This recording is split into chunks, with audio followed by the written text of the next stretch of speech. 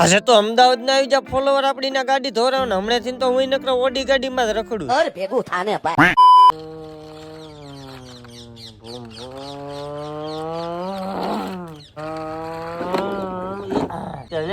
Accident થઈ ગયું. લે એમ્બ્યુલન્સ ને ફોન કરું.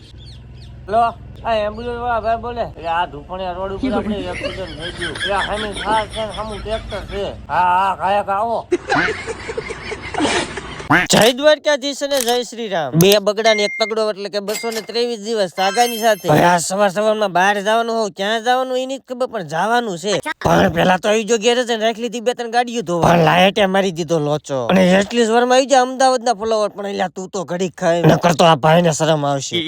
અને ફાઇનલી 20 કરોડ ના સસમા પહેરીને ઓડી ગાડીમાં થઈ જાય આપણે Jesar side on the way. પણ એલા ઈકો વાળા તો ઓડી ને સાઈડ ની થાપતા બોલો. ખતરનાક લોકો. અને એક બાજુ આ ડાયવો છે ને કાકા વશમાન અને પછી ઓડીમાં મૂક્યા રામાપીરના ગીત.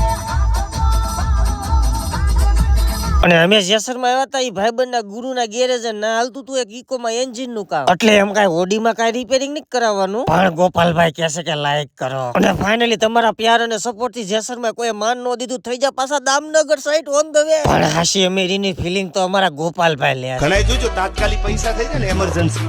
ધંધીનો કરો નગર તમારો બાપ લોનું લીધેના કારખાના વેચાઈ જાય છે ભાઈ.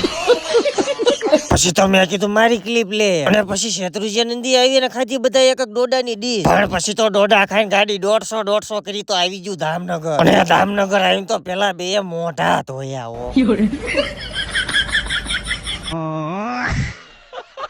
અને આજે આપણા ફોલોવર બસ માંથી ટાટા બાય બાય કહેતા હતા. તો ફાઇનલી મિત્રો આ વ્લોગ ને અહીંયા જ એન્ડ કરું છું. જો વ્લોગ ગમ્યો જ હોય તો લાઈક શેર અને ફોલો કરતા જજો.